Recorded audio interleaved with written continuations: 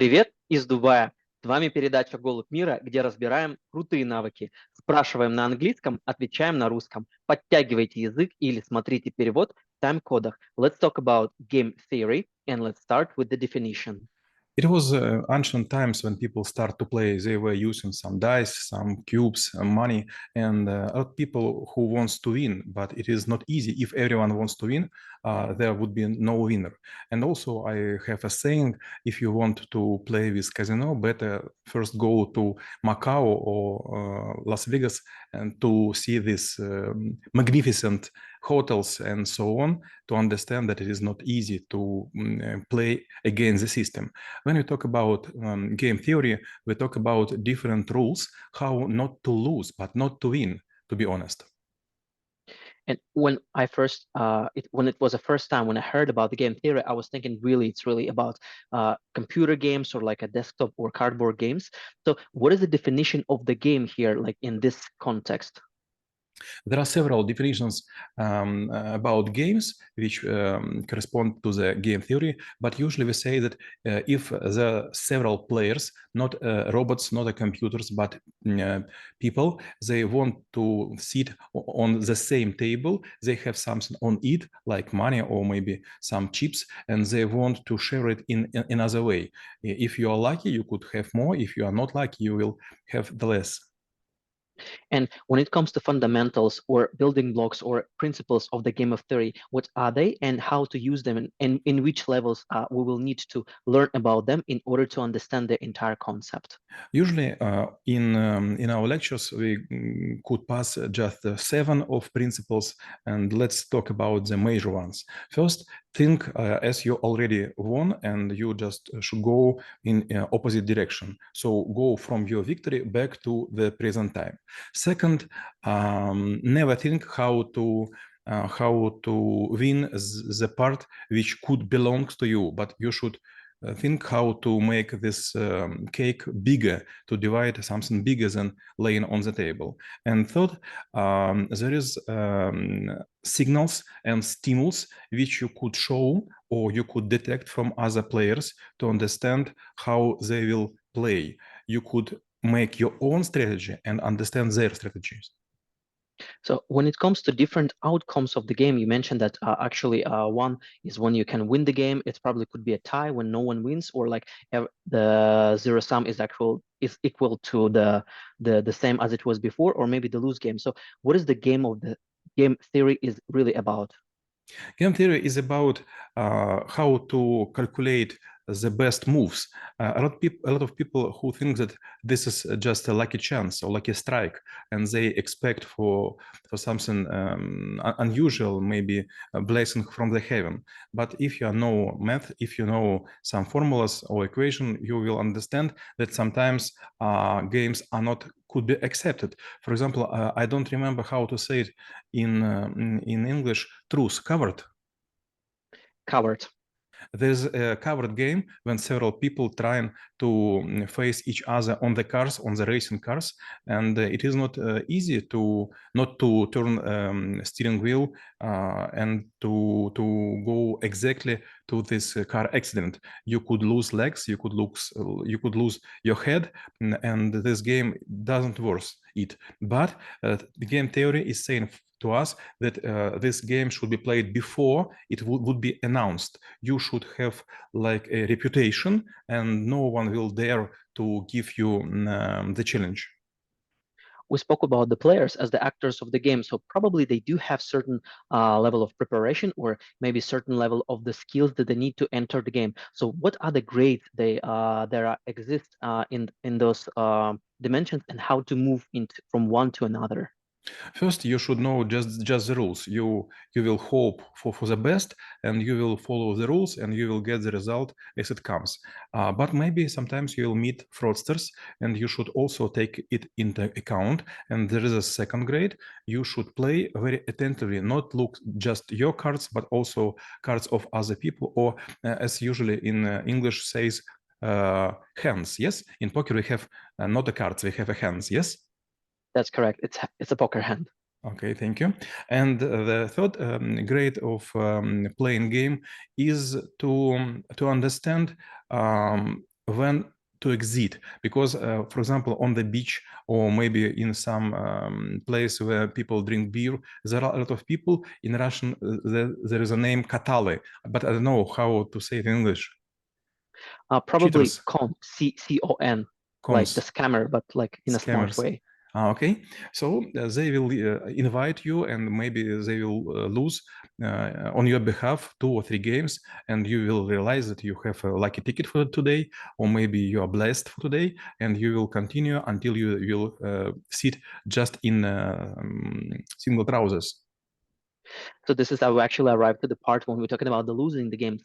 What kind of the mistakes people might be making before or after they entering the game, so that it would lead them to the certain lose, maybe not for them, but maybe for the company they represent, maybe for the group of people they represent, or maybe for the resources they possess. Yes, correct, Maxim. You're quite right. When we talk about games, it is not just solo games, but this is when you have negotiations on behalf of your family, of your company, or maybe of some part of society. So first, you should know your best possible win. I don't know how to translate exactly, but this is in Russian. It's наос, наилучшая альтернатива обсуждаемому соглашению. In English, it would be like a best alternative for discussed agreement. Yes. I would put it like this. Yes. Maybe not quite correct, but people will understand.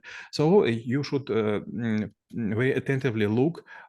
Maybe you miss something. Second, a lot of people who are going to have negotiations or games, they just think about their strong points, but you should also take into account interest of other people, and they also could have like засада, Trap. like a trap in the game, and you will moved by them exactly in this hole, in this pit, and you will stay there for a lose. And third, when you are going to have negotiations, better to take several trainings or rehearsal with your people. They should play the game instead of your opponents, and they will understand how hard is it for you, and also you understand that you are not well prepared. 3 to 5 rehearsal, it would be quite enough to get your chances as twice more. And during our discussion, we actually covered different threads that the person will need to have in order to at least to understand that there is a game that is going on, that there are certain players, and maybe there are certain conditions that they might be using in terms of the making their turns. But what other skills, or what other skills in general people would need to possess in order to be an efficient players, or actually not be a players at all, but be winners without entering the game? First is attention. You should look at faces, you should listen the words, you should see it pauses people take, and you should think why they move in such a way, why then, for example, how to say to моргать, to twinkle? Blink. To blink, why they blinking each to other, why they're smiling. Second is to know exactly what we're discussing. There is a saying, we have a lemon peach market, and if you know a lot of what is happening, you could choose peaches, but in other way you have your negative selection, негативный отбор. That's the negative selection. You have a negative selection, and you will get lemons without your wish. Third, when you making games, you should think all the time that sometime you could quit the game without losses. Yes, maybe you will lose a bit of your face, but this is much better than to lose everything. For example, your reputation, your image, and maybe your word. And when we were talking about the groups, does it make sense to actually try to educate people on whether they should or not play the games, or at least give certain basics to your significant others, or maybe to your colleagues, or not? Or does it make sense to actually wait and let them lose certain small games before even have certain conversations? I like this question a lot. When we talk about game theory, not too much people who could possess this in a whole volume, and a lot of people who know just 3 to 5 to 10 lectures. So I'm deeply sure that we could and should and would educate people for negotiations and game theory, but not too much people who want to possess this knowledge. And a lot of people which are saying, oh, come on, it is easy. I will enter the game and I will win at any cost. But, there are two skills, negotiations and game theory, in which if you know the rules, if you know the tricks, if you know the principles, you will be able to negotiate in a much better way. And this exit you will find with your opponents will suit to both sides. My next question will be about the future of the theory of the games, but actually we'll ask it with a bit of caveat because theory of the games is one of the subjects that I passed in the School of Troubleshooters, and I really love it. I was thinking like, why, if it's so essential, because actually the whatever actions we do is the certain games, why it's not being taught in the schools or universities or institutes, and what is the future of it, like whether it will be essential for the humanity actually to understand that this is something that they need to know in order to play the games, and maybe figure out sometimes that you should not play, or maybe sometimes that it's better to collaborate rather than do some sort of like a gaming. To be honest, there are like 220 plus skills in School of Troubleshooters, which are oftenly asked by the pupils, why we don't teach this in school in our youngest years. So who knows, maybe this time will come. But when we talk about future game of the theory of the game, I was lucky enough to learn it at start of 19th. I was working for Activision, for Blizzard Entertainment, for Raven Software. We were making some games, and we were asked by our American and Canadian colleagues to read some books. Some of them were in English, some of them were on German. But anyway, I found that our life is very similar to game. And if you know how to play the game, you know how to live. А мы рассмотрели навык теория игр и чем он полезен именно вам. Всем мира!